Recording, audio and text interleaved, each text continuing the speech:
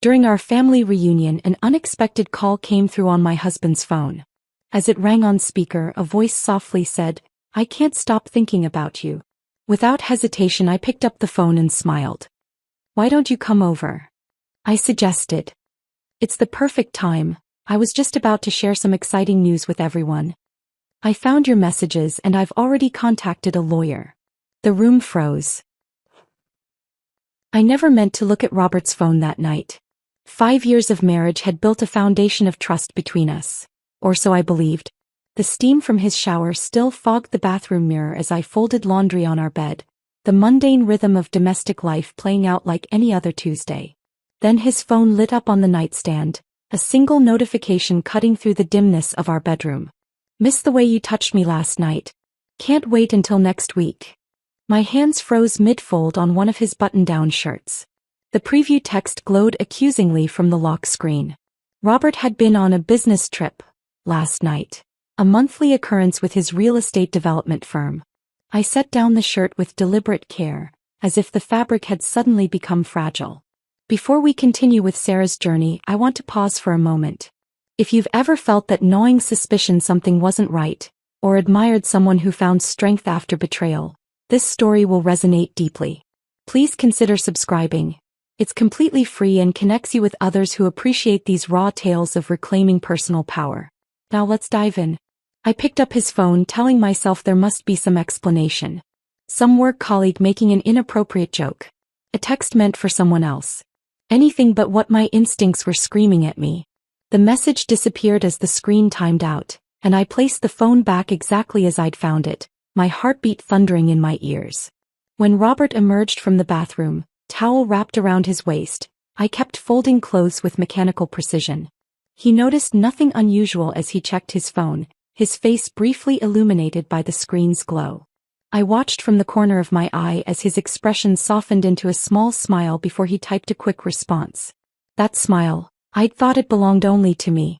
"Everything okay?" he asked, slipping on his pajama bottoms. "Fine," I replied, my voice surprisingly steady. "Just tired." Sleep never came that night. I lay beside him, listening to the even rhythm of his breathing while my mind constructed and discarded 100 different scenarios. By morning, one thought crystallized through the fog of shock. I needed proof. For 3 days I maintained our normal routine. Breakfast together before work, texts throughout the day, dinner and TV in the evening. I played the role of contented wife while tracking his late-night phone habits and noting the passcode he entered when he thought I wasn't watching. On Friday, when he left his phone to grab coffee from the kitchen, I made my move. The message thread was there, under a contact simply labeled M. Dozens of exchanges stretching back 4 months. Intimate details. Meeting arrangements. Photos I couldn't bring myself to open. I took screenshots of the most damning evidence, sending them to my own private email before carefully backing out of the apps, leaving everything as I found it. The following Thursday, Robert packed for another overnight client meeting in Detroit. I kissed him goodbye at the door, my lips curved into the same trusting smile I'd perfected over our years together. "Drive safely," I said, like always. "I'll call you when I get to the hotel," he promised, like always. 20 minutes later, I was in my own car, following his familiar silver Audi at a careful distance. I'd never tailed anyone before, but I'd watched enough crime shows to maintain 3 cars between us, switching lanes periodically to avoid detection. The knot in my stomach tightened as he passed the exit for downtown Detroit, continuing another 15 miles to a boutique hotel in Birmingham, an upscale suburb we'd visited together for anniversary dinners. I parked across the street, watching as he checked in with the casual confidence of a regular guest. 40 minutes later, a sleek black Mercedes pulled into the lot. From it emerged a tall blonde woman in a fitted business suit whom I recognized immediately. Melissa Winters, the new agent at his firm. I'd met her at the company Christmas party just 3 months ago, where Robert had introduced us with his hand resting casually on my lower back. My phone captured their embrace in the lobby. Too intimate for colleagues, too familiar for a first encounter.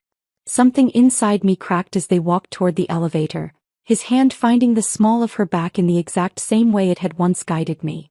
That weekend, while Robert golfed with clients, I created an encrypted folder on my cloud drive. Home renovation ideas. I named it knowing he'd never bother to look inside. Into it went the screenshots, the photos from the hotel, and a document where I began detailing dates, inconsistencies in his stories, and unexplained expenses I found while combing through our joint accounts. $340 at Tiffany's in February. I'd received no jewelry for Valentine's Day.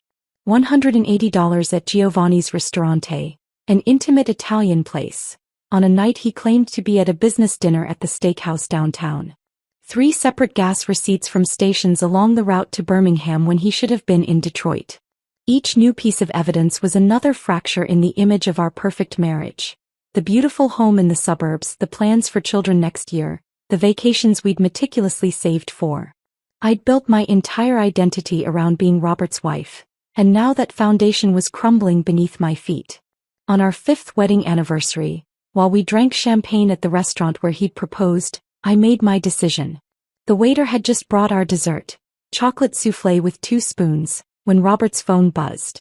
He glanced at it, made a poor excuse about checking work emails, and typed a quick response. I recognized the smile he tried to hide, the same one I'd seen that first night after the shower. "Is everything okay at the office?" I asked innocently. "Just Johnson being anxious about the Westbrook property," he lied smoothly, sliding his phone back into his jacket pocket. "Nothing that can't wait until tomorrow." That's when I knew. I wouldn't confront him, not yet. A hasty confrontation would give him time to hide assets, delete evidence, spin stories to our friends and family. Instead, I would be methodical, calculated. I would gather irrefutable proof and prepare myself legally before pulling the trigger.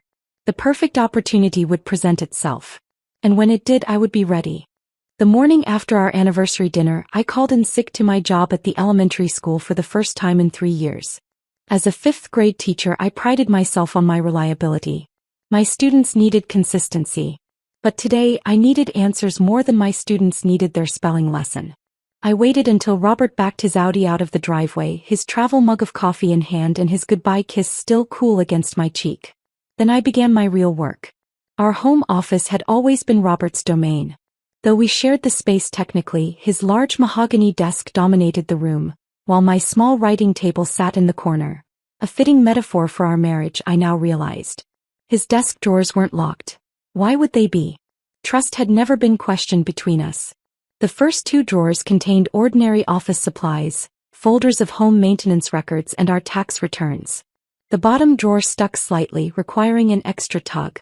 Inside, beneath hanging files of mundane documents, I found a small burgundy folder tucked at the very back. My hands trembled as I pulled it out. Inside were receipts, dozens of them, meticulously organized by date. Dinner for 2 at Morton's, $312. A weekend at the Townsend Hotel, where he'd supposedly been at a real estate conference, $760. A gold bracelet from Tiffany's, $1,200. My birthday had come and gone in March with only a bouquet of flowers and a dinner I had cooked myself.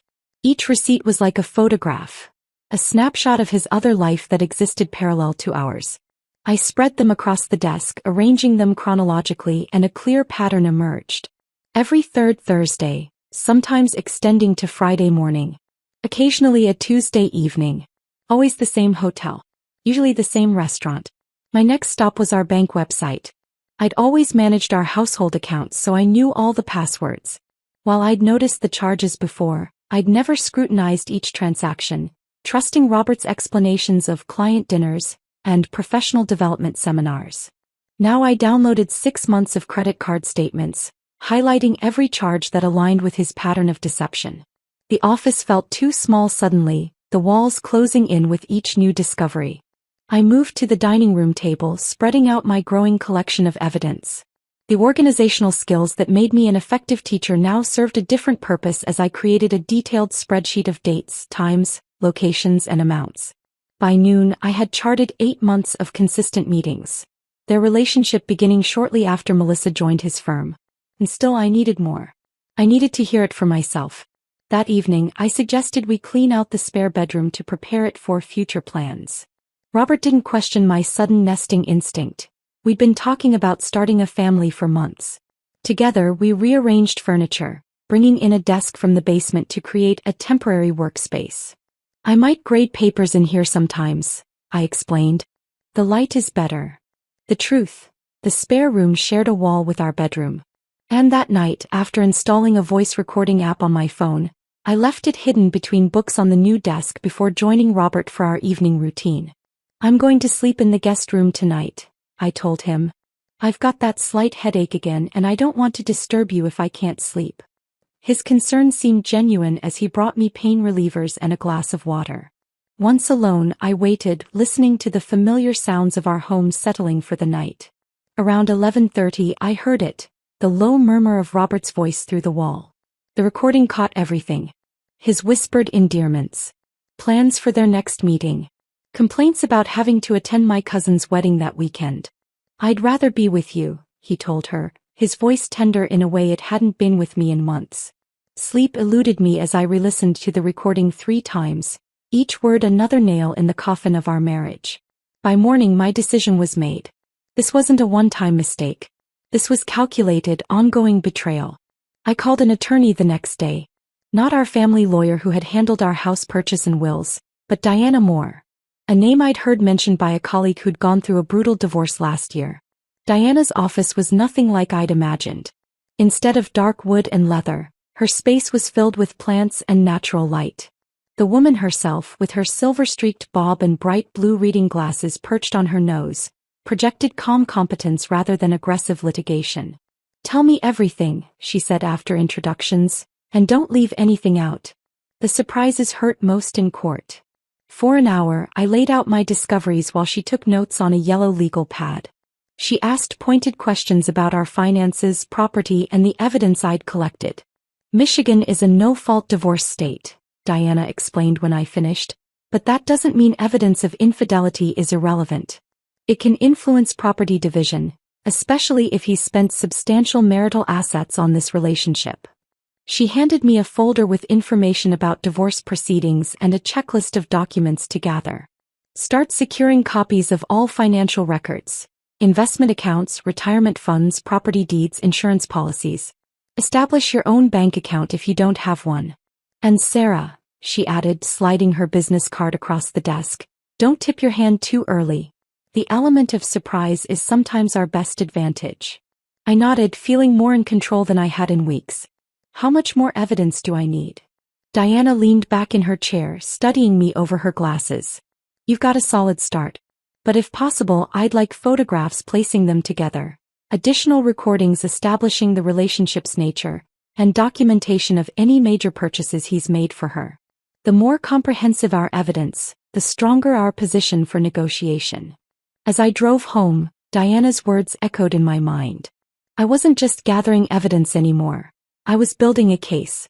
And for the first time since finding that text message, I felt something beyond pain and betrayal. I felt purpose. Robert would be out of town again next Thursday. I marked the date on my calendar and began planning my next move. Thursday arrived with a relentless spring rain that matched my mood. I'd planned this day meticulously, calling in a personal day at school and telling Robert the first had a dentist appointment followed by lunch with my sister. He kissed me goodbye, reminding me he'd be home late due to a client dinner. Another lie to add to my growing collection. I waited 30 minutes after he left, then drove to Carson Realty's gleaming office building downtown. The rain provided perfect cover. Umbrella tilted forward, raincoat collar up, I was just another anonymous visitor seeking shelter from the downpour.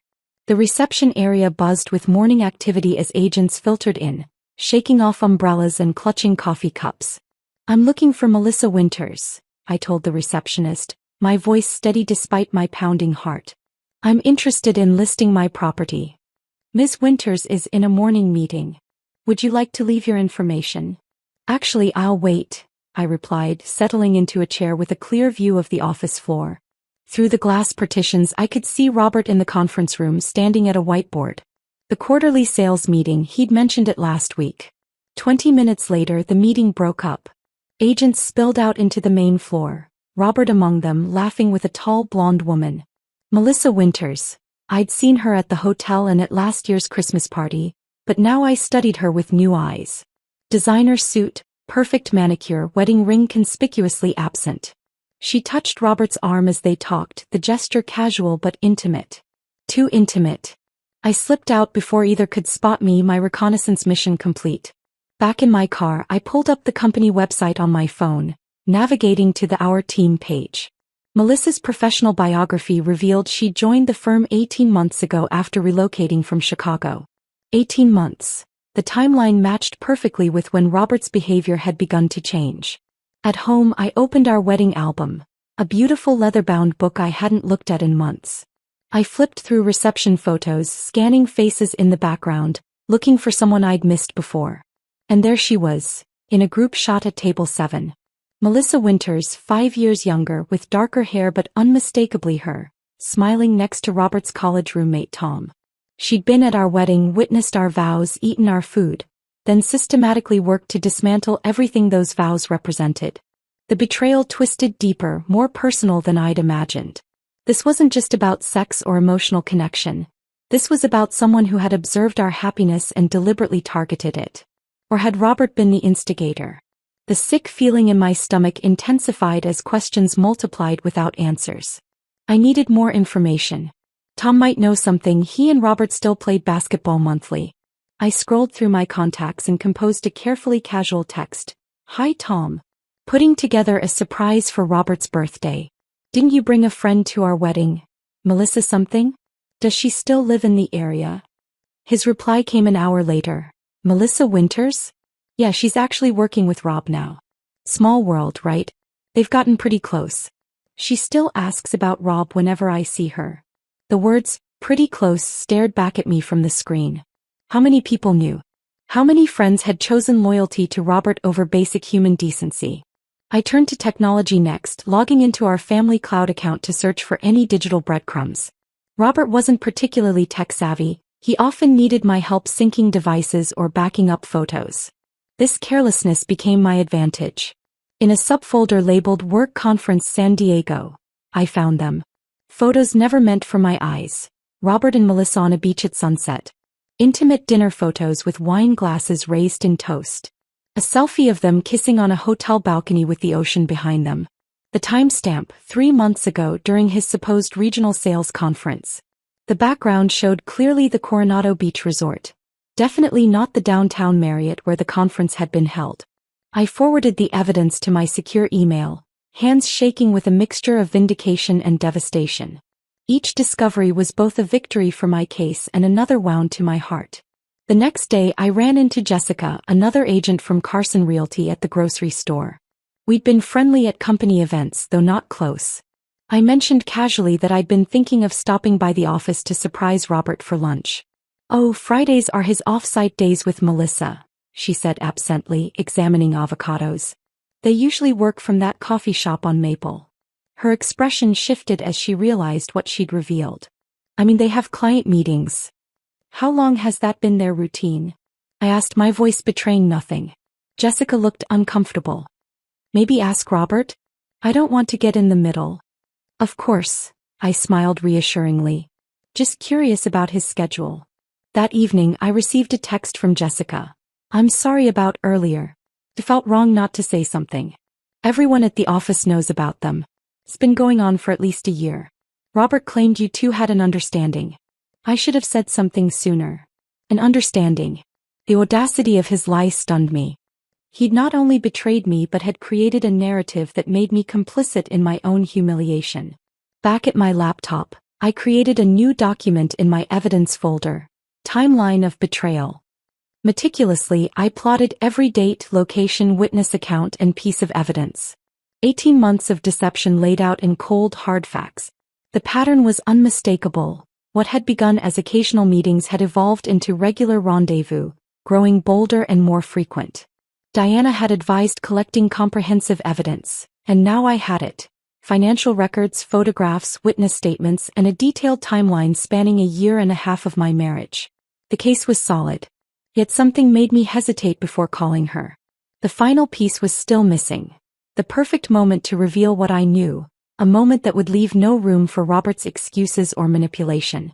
The answer came when I checked our shared calendar. In 2 weeks, the annual Carson family reunion at our lake house. Robert's parents, siblings, cousins, everyone who mattered to him would be there. I picked up my phone and called Diana. I'm ready to proceed, I told her. But I need your advice on timing. The family reunion is perfect timing, Diana said, her voice calm and measured through the phone.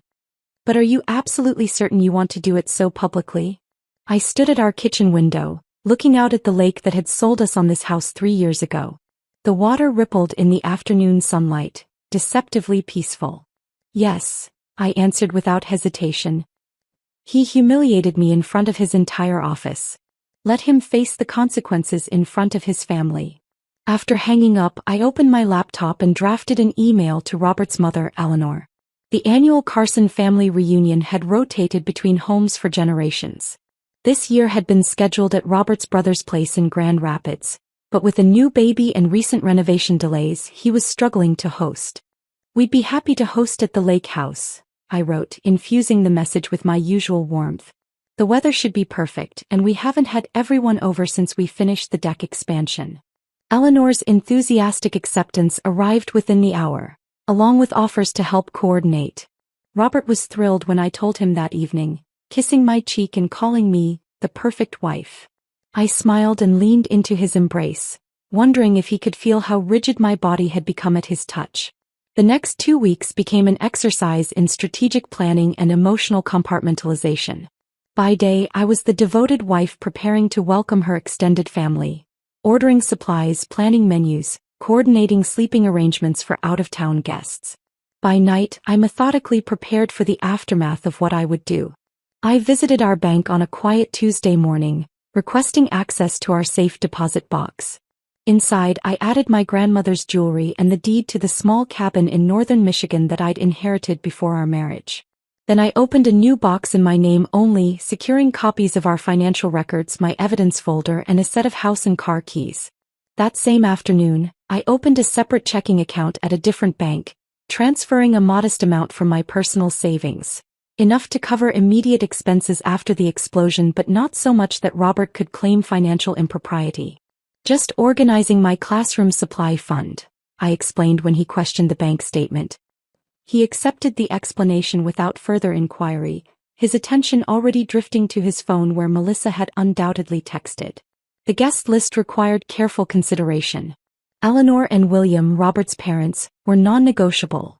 They'd always treated me like a daughter, and their presence would ensure maximum impact. His brother James and sister-in-law Caitlin with their new baby would provide the wholesome family contrast. His sister Emily, always my strongest ally in the family, would be crucial support. Various aunts, uncles, and cousins completed the tableau of witnesses. 10 days before the reunion, I stood in our walk-in closet, mentally dividing our possessions. The cashmere sweaters he'd given me for Christmas. Did I even want them anymore? The framed photos throughout the house. Which would I take when this was over? I removed my most treasured possessions discreetly, a few items each day, storing them in the trunk of my car before transferring them to my sister's garage. Spring cleaning, I told Robert when he noticed missing items. Just decluttering before everyone arrives. Each night after he fell asleep, I practiced in the bathroom mirror. The exact words I would say. The precise tone, not hysterical, not bitter, but calm and resolute. I rehearsed different scenarios. If he denied everything, if he tried to turn the family against me, if he became angry. I prepared for every possibility except the one I feared most. That when the moment came, my resolve would crumble under the weight of 5 years of love and shared dreams. A week before the reunion, I visited the lake house alone, ostensibly to begin preparations. In reality, I needed time and the space to mentally block out how the scene would unfold. I stood in the great room, mapping the likely positions of family members, considering sight lines and acoustics. Where would Robert be standing? Where should I position myself for maximum control of the situation? It was theatrical direction for the most important performance of my life. I rehung family photos that suddenly felt like props. Robert and me on our honeymoon in Bali, the whole Carson clan at last year's reunion, the professional portrait we'd taken for our Christmas card. Behind each smiling image lay 1,000 moments of genuine happiness that now felt contaminated. Had he been thinking of her even then? Had any of it been real? 3 days before the event, I met with Diana again, reviewing our strategy for the immediate aftermath. Have a bag packed, she advised. Once it happens, you'll want space from each other. Do you have somewhere to stay? Hi sisters, I confirmed. She's prepared the guest room. Good. And you've secured your important documents. I nodded, patting my purse where copies of our marriage certificate, tax returns, and property deeds now resided alongside my driver's license and credit cards. I want to make sure you remember this is going to be emotionally taxing, Diana said, her typically brisk tone softening. No matter how prepared you are when the moment comes, it will hurt. Are you absolutely sure this is how you want to handle it? For a moment, doubt crept in. Would a private confrontation be kinder? More dignified? Then I remembered Jessica's text. Robert claimed you two had an understanding. The public humiliation he'd already subjected me to while painting himself as the reasonable husband in an open marriage. I'm sure, I said firmly. He doesn't deserve privacy or dignity. Not anymore. The day before the reunion, I made one final preparation. I wrote a letter to Robert, sealing it in an envelope to give him afterward. Not a letter of explanation, he deserved none, but a letter of goodbye to the man I had thought he was, the life I had believed we shared. Writing it was cathartic, releasing emotions I couldn't afford to express during tomorrow's calculated confrontation. That night, Robert wrapped his arms around me in bed, whispering how grateful he was for handling the reunion preparations. How lucky he felt to have me. I lay still in his embrace, my body a perfect alabaster statue of wifely devotion, while inside, a storm gathered strength. Tomorrow the stage would be set. The actors would take their places. And the performance of a lifetime would begin. The morning of the reunion dawned with perfect blue skies, the kind of late spring day that had sold us on the lake house in the first place. I woke before Robert, sliding quietly from bed to begin preparations with a calm I didn't truly feel. By the time he joined me in the kitchen, I was arranging pastries on my grandmother's antique serving tray. You didn't have to let me sleep in, he said, kissing my cheek. I could have helped. I smiled, the expression now so practiced it felt like a mask I could slip on and off at will. You'll have plenty to do once everyone arrives. Your mother texted, they're about 30 minutes out. The next few hours passed in a blur of activity. I moved through our home with mechanical efficiency, setting out drinks, arranging furniture on the deck, placing flowers in strategic locations. Robert manned the grill, occasionally catching my eye to smile or wink conspiratorially, as if we were teammates hosting this gathering rather than performers in the final act of our marriage. Eleanor arrived first with William, embracing me with genuine affection. The place looks beautiful, Sarah, she exclaimed, handing me a homemade blueberry pie. You've outdone yourself. You know I love hosting, I replied, accepting the pie with a warm smile that didn't reach my eyes. Had she noticed the slight tremor in my hands? If so, she attributed it to the excitement of the day rather than the emotional tempest brewing inside me. By noon, our property teemed with Carson family members, 36 in total, from Robert's 90-year-old grandmother to his cousin's newborn daughter. They sprawled across the deck and lawn, voices mingling with laughter and the gentle lapping of lake water against our private dock. I moved among them with practiced grace, refilling drinks, directing people to food, engaging in small talk while maintaining emotional distance. Sarah, this potato salad is divine, Robert's Aunt Margaret declared, helping herself to seconds. You simply must share the recipe. Family secret, I responded with a wink, knowing I'd never speak to this woman again after today. At 2 o'clock, Robert approached me near the beverage table, wiping sweat from his brow. James is asking about the fishing gear. Do we still have those extra rods in the garage? Check the storage bin near the kayaks, I instructed, watching as he pulled his phone from his pocket to check the time. Thanks. Can you make sure Mom knows the burgers will be ready in 20 minutes? He set his phone down on the small wicker table beside me and headed toward the garage, pausing to chat with various relatives along the way. I stared at the phone, its black screen innocuous against the white tablecloth. For a moment I considered the cosmic timing. Was this opportunity mere coincidence, or had the universe finally aligned to deliver justice? Either way, I wasn't about to squander the moment. I continued arranging drink pitchers, keeping one eye on the abandoned phone. 5 minutes passed. Then 10. Robert became engrossed in a conversation with his brother and cousin near the dock, gesturing animatedly about something involving fishing lures. His phone remained forgotten. The first vibration was subtle. I might have missed it if I hadn't been watching so intently. The screen illuminated with an unsaved number, just digits without a name. I glanced toward Robert, still deeply engaged in conversation a good 50 yards away. The call ended. The screen went dark. 2 minutes later it vibrated again, same number. Again I let it ring through to voicemail. I picked up my glass of lemonade, taking a slow sip while maintaining my position near the forgotten device. Around me, the reunion continued in full swing. Eleanor organizing an impromptu group photo, children chasing each other across the lawn, William telling his famous college football stories to anyone who would listen. The third call came just as I was considering moving away from my post. Again the same number. This time I picked up the phone, holding it in my palm as it vibrated insistently. Robert remained oblivious, now helping his brother launch a kayak into the lake. When the screen went dark again, doubt flickered briefly. Was I ready for what would come next? The question vanished as quickly as it had appeared. I had spent weeks preparing for this moment. I was more than ready. The fourth call came less than a minute later. This time I didn't hesitate. I swiped to answer, raising the phone to my ear without speaking. Robert. Melissa's voice was breathy, intimate. I know you're busy with family stuff, but I can't stop thinking about you. Last night was amazing. In that moment, a strange calm settled over me. All the anxiety, all the rehearsing, all the uncertainty, everything distilled into perfect clarity. I pressed the speaker button, making sure her voice would carry. Why don't you come over? I suggested, my voice steady and clear. Heads turned toward me, conversations pausing mid-sentence. It's the perfect time. Robert's head snapped up from across the yard, his expression shifting from confusion to recognition to horror in the span of heartbeats. I found your messages, I continued, voice projecting across the suddenly silent gathering, and I've already contacted a lawyer. Melissa's sharp intake of breath was audible through the speaker. Who is this? She demanded, though she must have already known. This is Sarah, Robert's wife.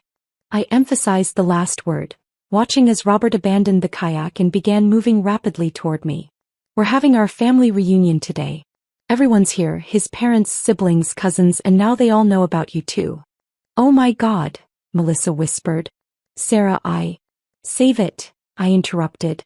I've seen the photos from San Diego. I know you were at our wedding. I know everything. Robert reached me, his face ashen. Sarah, please, he said, reaching for the phone. Give me the phone. I held it away from him, maintaining eye contact. Why? So you can explain how this is all a misunderstanding? How I've got it all wrong? I turned back to the phone. Melissa, he told his entire office that we had an understanding. Did he tell you that too? The silence that followed was answer enough. William and Eleanor stood frozen by the picnic table, identical expressions of shock on their faces. James had abandoned the kayak halfway onto the shore. Even the children had stopped playing, sensing the sudden shift in atmosphere. I handed the phone to Robert, who took it with trembling fingers. She's all yours now, I said, voice steady despite the adrenaline coursing through me. I'm certainly not. As I walked away, I heard Melissa's voice still emanating from the speaker. Robert? Robert, what's happening? Behind me, the perfect family reunion collapsed into chaos, exactly as I had planned. I stood in the center of the stunned silence, feeling strangely detached from the chaos unfolding around me. Robert stared at the phone in his hand as if it were a venomous snake, Melissa's voice still faintly audible through the speaker. Hang up, I said quietly. His eyes met mine, pleading. Sarah, please, let me explain. There is nothing to explain. My voice carried across the yard, steady and clear. 18 months, Robert. Hotel receipts. Jewelry she wore that was meant for me. Vacations disguised as business trips. What exactly is there to explain? He finally pressed the end call button, silencing Melissa mid-sentence. The absence of her voice somehow made the moment more intense, forcing everyone's attention to the confrontation happening in their midst. Eleanor broke from her frozen position by the picnic table, moving toward us with uncertain steps. Robert? What is Sarah talking about? Robert's mouth opened and closed without producing sound, his usual smooth confidence evaporated completely. For a man who sold multi-million-dollar properties with charismatic ease, he suddenly couldn't form a single coherent sentence. Go ahead, I encouraged him, crossing my arms. Tell your mother about Melissa. Tell her how you've been sleeping with her for over a year while pretending to be on business trips. Tell her how you told everyone at your office that we had an open marriage, to justify your behavior. William approached slowly, his weathered hand gripping Eleanor's shoulder for support, or perhaps to steady himself. His face had aged 10 years in 10 minutes, deep lines etched around his mouth as he stared at his son. Is this true? He asked, his voice barely above a whisper. The anguish in his father's voice seemed to pierce Robert's shock. Dad, it's complicated.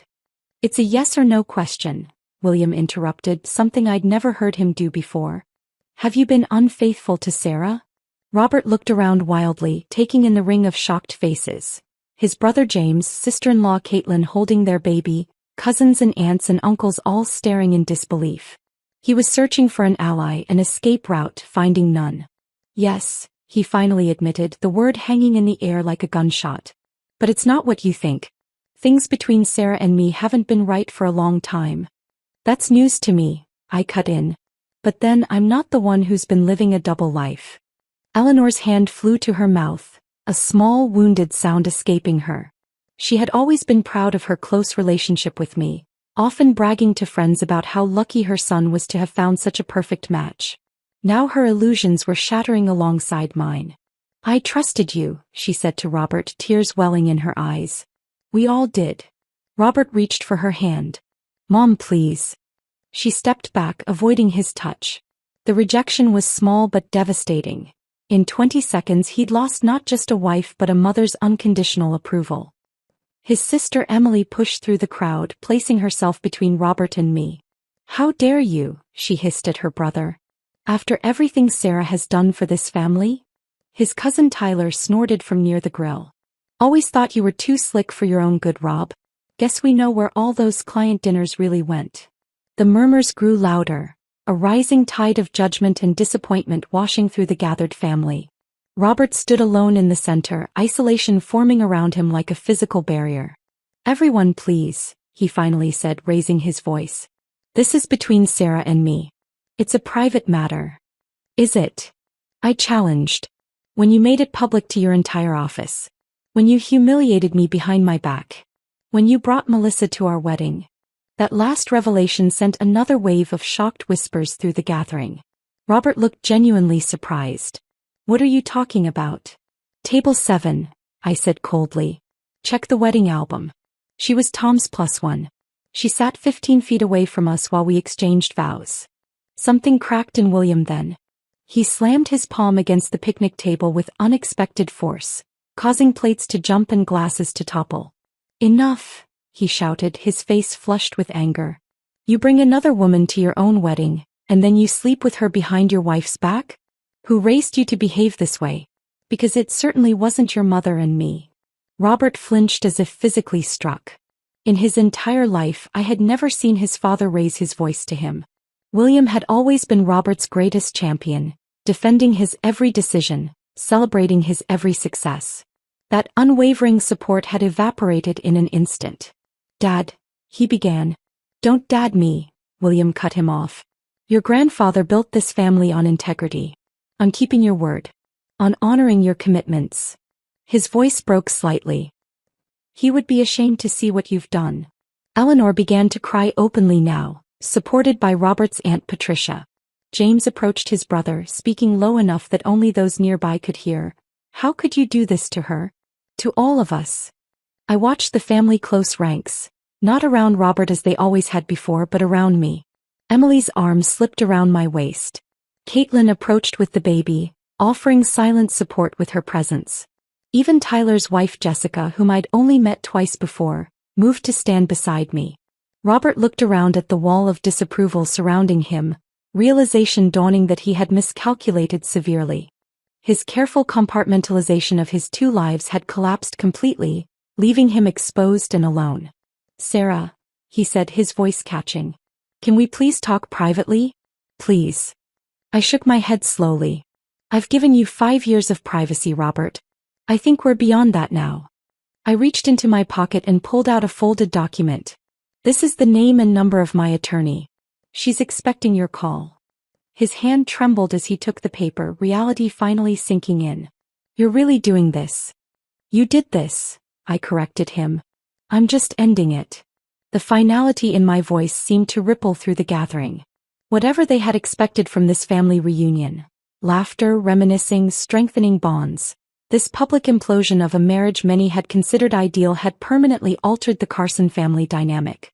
As I turned to walk toward the house, Emily still at my side, I heard William's voice behind me. Robert, get your things. You won't be staying here tonight. The father had chosen sides. And for the first time in Robert's charmed life, he wasn't the favored son. Emily followed me into the house, closing the French doors behind us to muffle the commotion still erupting in the backyard. The sudden quiet felt surreal after the intensity of the confrontation. For a moment we stood in silence in the kitchen, the reunion continuing its implosion outside the windows. I knew something was wrong, Emily finally said, filling a glass with water and pressing it into my hands. You've seemed different these past few months. But I never imagined this. I took a sip, realizing my throat was bone dry from the adrenaline. I didn't want anyone to know until I had everything in place. How long have you known? 3 weeks, I answered, setting the glass down on the counter. But looking back, I think part of me suspected something much longer. I just didn't want to see it. Emily's eyes widened. 3 weeks. And you still hosted this reunion? Planned all this? She gestured around at the immaculate house with its carefully arranged platters and decorations. A small, grim smile crossed my face. I wanted witnesses. I wanted his family to see who he really is. Outside, I could see Robert gesturing frantically, William shaking his head firmly. Eleanor sat at the picnic table, Aunt Patricia's arm around her shoulders. Most of the extended family had pulled back, clustering in uncomfortable groups, unsure whether to leave or stay. What happens now? Emily asked. Now, I said, pulling a small overnight bag from the pantry where I'd hidden it that morning. I finish what I started. I moved through the house with purpose, collecting items I'd mentally inventoried weeks ago. My laptop. The folder of financial documents from my desk. The small jewelry box containing my grandmother's pearls. The framed photo of my parents on their 30th anniversary. The only family picture I wanted from our curated collection. Emily trailed behind me, watching silently as I methodically gathered the fragments of my independent life. When I reached the master bedroom, I paused, steeling myself before entering what had once been our shared sanctuary. I'd slept beside him in that king-sized bed just last night, maintaining my charade until the final moment. You don't have to go, Emily said from the doorway. This is your house too. I know, I replied, opening the closet to retrieve the outfit I'd laid out that morning. Clean clothes untainted by the memory of playing perfect hostess. But I can't stay here tonight. Not with all the echoes. I changed quickly in the bathroom, leaving behind the flowery sundress I'd chosen for the reunion. It felt symbolic somehow, shedding the costume I'd worn for my final performance as Robert's wife. When we returned downstairs, Robert was waiting in the living room, his face haggard. He'd clearly been crying, something I'd seen only twice in our marriage. William stood beside him, arms crossed, expression grim. Sarah, Robert began, taking a step toward me. Please. 5 minutes. That's all I'm asking. I glanced at William, who nodded slightly. 5 minutes, I agreed. Emily, would you mind waiting for me on the porch? When they'd left, closing the door behind them, Robert sank onto the sofa, head in his hands. I know I don't deserve forgiveness, he said. But you have to believe I love you. This thing with Melissa, it was stupid. Meaningless. I can end it, go to counseling, whatever it takes. 18 months isn't meaningless, Robert, I replied, remaining standing. And you didn't just cheat, you lied to everyone. You created an entire alternate life. I was weak, he admitted. Selfish. But losing you. His voice broke. I can't lose you, Sarah. For a brief, treacherous moment, I felt a flicker of the love that had sustained me for 5 years. Then I remembered the photos from San Diego. The jewelry receipts. The calculated deceptions. You already have, I said quietly. The moment you chose her the first time. He looked up sharply. So that's it? 5 years of marriage just over. It was over long before today. I just didn't know it. I shouldered my bag. Diana Moore has the divorce papers ready. This doesn't need to be messier than it already is. And if I fight it? He challenged, a flash of the old Robert, confident, entitled, emerging through his distress. Then you'll lose twice, I said simply. The evidence is comprehensive. And after today, I don't think you want your family witnessing more of your choices in court depositions. The fight drained from him visibly.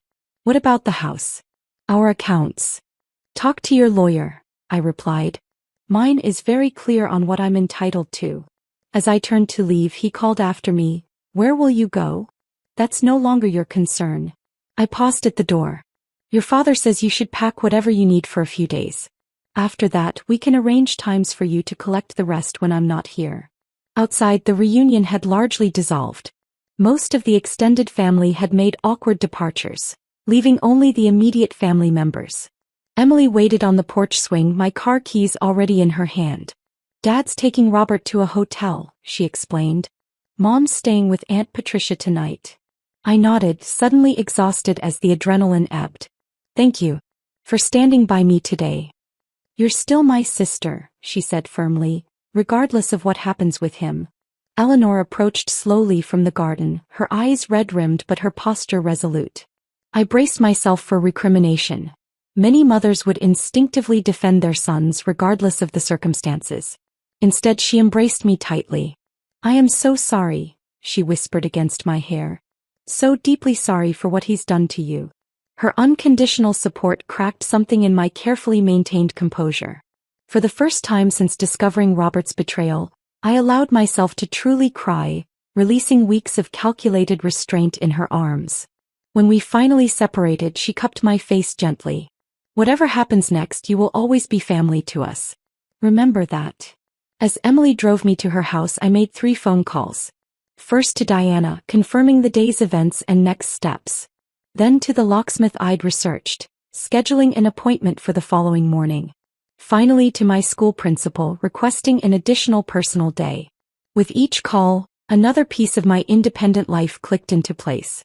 The Sarah who existed before Robert, confident, self-sufficient, uncompromised, was emerging from the shadows of a marriage built on illusions. That night, in Emily's spare bedroom, I opened my laptop and systematically changed every password Robert might know. Email, banking, social media, cloud storage. With each new password, I felt another link in the chain binding us together snap free. The last thing I did before sleep claimed me was delete his contact from my phone. Not blocked, simply deleted. As if he'd never existed. Tomorrow would bring complications, negotiations, the messy business of untangling 2 lives. But tonight, in the quiet darkness of my temporary sanctuary, I felt something unexpected, relief. For the first time in 18 months, I wasn't sharing my husband with a ghost. The week following the reunion unfolded in a series of practical steps that kept me focused despite the emotional turbulence. I returned to the lake house on Monday, accompanied by the locksmith and Emily, who had taken a day off work to support me. We changed every lock, reprogrammed the garage door opener, and reset the security system codes. The tangible clicks of new tumblers falling into place felt like punctuation marks at the end of one chapter and the beginning of another. Are you sure you want to stay here? Emily asked as we walked through the eerily quiet house. Without the usual soundtrack of Robert's morning news shows or evening phone calls, the space felt hollow, like a stage set after the actors had gone home. For now, I replied, running my hand along the kitchen counter. I need to reclaim this space before I decide whether to keep it or sell it. Diana called twice daily with updates. Robert had retained counsel, a high-profile divorce attorney known for representing wealthy businessmen. They had requested a private meeting to discuss terms amicably, an overture Diana advised me to decline. They're testing to see if you'll waver, she explained during our Wednesday check-in. The evidence is solid. We proceed as planned. On Thursday morning, while organizing financial documents in the home office, I discovered a small velvet ring box hidden in Robert's desk. A 2-carat diamond earring set I'd never seen before. The receipt tucked inside showed a purchase date just 3 weeks earlier. Another gift meant for Melissa, bought with our joint funds. I photographed it as additional evidence, then sealed it in an envelope for Diana. The first cracks in my composure appeared that evening when I found Robert's favorite coffee mug in the dishwasher. Such a mundane object. A navy blue ceramic cup with "World's Best Realtor" printed in faded letters. a gag gift from his first year in the business. I stood frozen in the kitchen, holding this relic of our domestic life, and suddenly found myself hurling it against the wall, a primal scream tearing from my throat as it shattered. I sank to the kitchen floor amid the ceramic shards, finally allowing myself to fully feel the grief that had been overshadowed by righteous anger and tactical planning. I wasn't just mourning a failed marriage but the death of a future I'd believed in. The children we'd planned to have, the retirement we'd mapped out, the lifetime of shared memories that would never exist. Emily found me there an hour later during her daily check-in visit. Without comment, she helped me sweep up the broken pieces, then poured 2 glasses of wine. "It gets easier," she said, sitting beside me at the kitchen island. "Not today or tomorrow, but eventually." "Did you know?" I asked suddenly. "About Robert and Melissa? Did anyone in the family suspect?" She looked down at her wine glass. "I saw them once," she admitted reluctantly. "At a restaurant in Ann Arbor about 6 months ago. They were in a corner booth, holding hands across the table." She swallowed hard. I convinced myself I was misinterpreting something, that it was a client meeting or, I don't know. I didn't want to believe it. "Why didn't you tell me?" "I should have," she said, eyes filling with tears. "I'm so sorry, Sarah. I think I was trying to protect everyone, you, him, our parents. It was cowardly." I reached for her hand. "It's not your burden to carry." It never was. The following Tuesday brought an unexpected development. I was grocery shopping, a strangely liberating experience, buying only foods I enjoyed without considering Robert's preferences, when I turned my cart down the cereal aisle and came face to face with Melissa Winters. We both froze, recognition immediate. She looked different from the confident professional I'd glimpsed at the hotel. Smaller somehow, with dark circles under her eyes and hair pulled back in a messy ponytail. The grocery basket hanging from her arm contained a pint of ice cream, a bottle of wine, and a package of Oreos. The universal shopping list of heartbreak. "Sarah," she said, her voice barely above a whisper.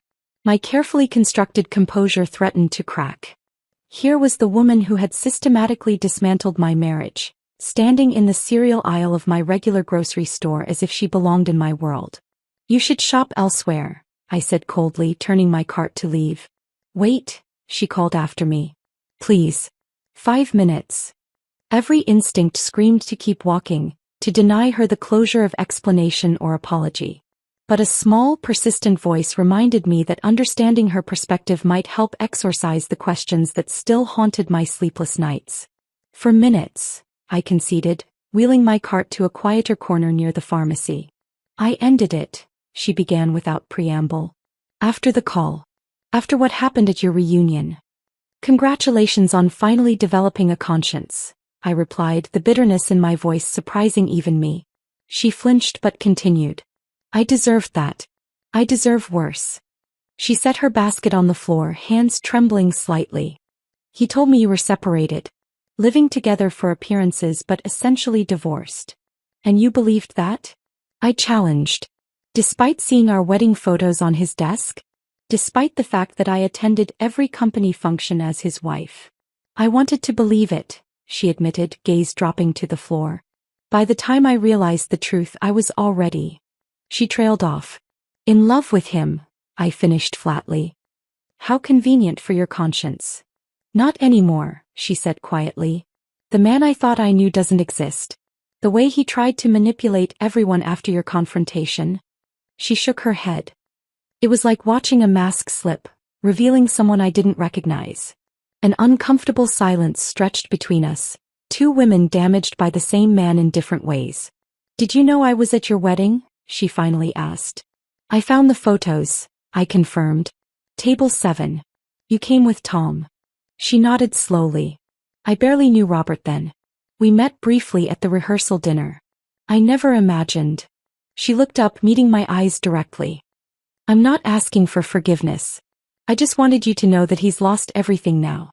Not just you and his family's respect, but me too. Whatever game he was playing, he's left with nothing." I studied her face, searching for manipulation or hidden agenda, finding only exhaustion and regret. "That brings me remarkably little comfort," I said honestly. "I didn't expect it would," she replied. "But you should know you're not alone in seeing through him now." She picked up her basket. I'm moving back to Chicago next month. You won't have to worry about running into me again." As she turned to leave, a question escaped me before I could reconsider. Was any of it real? What he said to you? What he felt? He paused, considering. I don't think Robert knows what real is anymore. He spent so long crafting different versions of himself for different people that I'm not sure even he knows which one is authentic. Her sad smile held no triumph, only shared recognition of painful truth. For what it's worth, I think what he felt for you in the beginning was as real as he's capable of. She walked away, disappearing around the corner, leaving me standing alone with my half-filled shopping cart and the strange, unexpected weight of pity, not for myself, but for both women who had built lives around a man who existed only in carefully crafted reflections. The divorce proceedings moved more swiftly than I had anticipated. Whether from shame, guilt, or simple pragmatism, Robert didn't contest the division of assets Diana proposed. The lake house was sold, the proceeds split along with our investments and savings. My meticulous documentation of his financial infidelity, the gifts, trips, and dinners purchased for Melissa with our joint funds, resulted in a settlement that slightly favored me, a small victory that felt more symbolic than significant. I signed the final papers 6 months after the reunion, in Diana's sun-drenched office with its thriving plants. The moment should have felt momentous, but as I watched my signature dry on the document, I felt only a quiet acknowledgement of an ending long overdue. "Congratulations," Diana said, sliding the papers into a folder.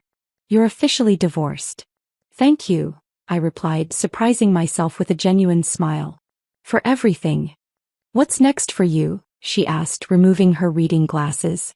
It was a question I'd been considering deeply. The settlement had left me financially secure, with enough to start over however I chose. The school year had ended, and for the first time in my adult life, I had no obligations to anyone but myself. "I'm not sure yet," I admitted, "but I'm looking forward to finding out." That evening, I invited Emily and my sister Kate over to my new apartment. A bright, airy space overlooking the river, with walls I'd painted myself in shades of blue and green. We opened a bottle of champagne, not to celebrate the end of my marriage but to toast the beginning of whatever came next. "To Sarah 2.0, Kate declared, raising her glass. "Stronger, wiser, and finally free to become whoever she wants." It was a nice sentiment, but the reality of rebuilding proved more complicated. My identity had been so thoroughly entwined with Robert's that I sometimes caught myself making decisions based on his preferences, reaching for wines he would have chosen, avoiding restaurants he disliked, second-guessing career moves through the lens of what would have fit our shared life. I started small. I enrolled in a photography class I'd always wanted to take but had postponed because it conflicted with Robert's bowling league nights. I let my hair grow longer, no longer maintaining the shoulder-length cut he had preferred. I adopted a rescue cat, a scraggly orange tabby with a crooked tail, despite Robert's lifelong insistence that he was allergic. "What's his name?" the shelter volunteer asked as I completed the adoption paperwork. I studied the cat's defiant green eyes, his resilient spirit despite whatever hardships had brought him to the shelter. "Phoenix," I decided. "His name is Phoenix." Summer turned to fall, and with it came an unexpected opportunity. The principal at my school approached me about developing a special arts integrated curriculum for struggling readers.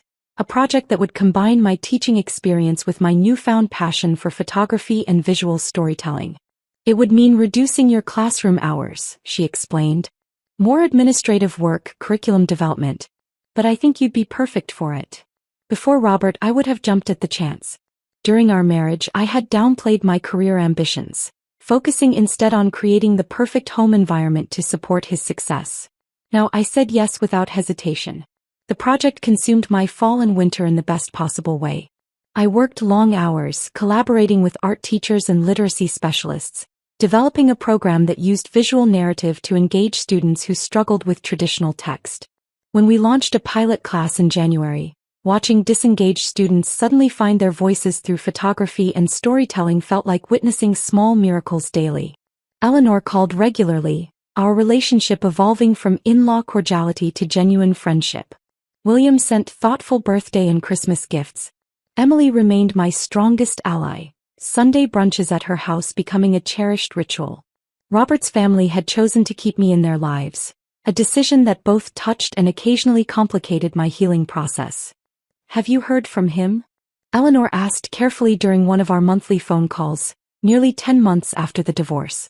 No, I answered truthfully. Not directly.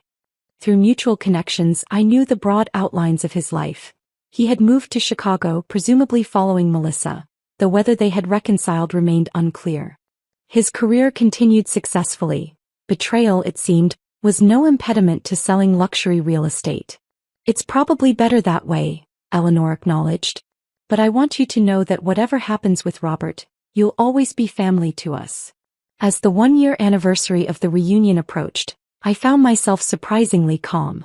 The sharp edges of betrayal had dulled to a manageable ache, present but no longer debilitating. My new life had taken shape around me. A career with fresh purpose, a home that reflected only my tastes, friendships deepened by authenticity rather than social convenience. On the actual anniversary, I took a personal day and drove alone to Lake Michigan. The spring air carried a hint of warmth as I walked along the shoreline, watching waves crash against the sand. I found a quiet spot on a dune and retrieved a small box from my bag. Inside was the letter I had written to Robert the night before the reunion, words never delivered but preserved as a time capsule of raw emotion. I reread it once, acknowledging the pain and anger of that moment without being consumed by it. Then I tore it into tiny pieces, letting the wind carry them out over the water, watching as they disappeared into the vastness of the lake. My phone buzzed with a notification, a reminder about tomorrow's curriculum planning meeting. Real life, my new life, waiting for me beyond this moment of ceremonial closure. I lingered a while longer, savoring the sense of completion before finally turning back toward the parking lot. As I reached my car, my phone rang, an unknown Chicago number. My heart skipped, then steadied as I silenced the call without answering. Whatever Robert might want to say a year later held no interest for me. There was nothing left to discuss, no loose ends requiring resolution. I sent a quick text to Emily, "Still on for dinner tonight?" "Absolutely," came her immediate reply. "The girls are excited to see their favorite aunt." I smiled, sliding behind the wheel. The rearview mirror offered a glimpse of the lake behind me, beautiful but receding as I drove forward. 5 years of marriage had taught me much about love, commitment, and betrayal. But this year of rebuilding had taught me something far more valuable. The quiet strength of choosing myself, day after day without apology or compromise. The road ahead curved through spring-green forests, leading away from the water and toward the city, toward dinner with Emily's daughters, toward next week's curriculum presentation, toward 1,000 small moments that would form the mosaic of my continuing story.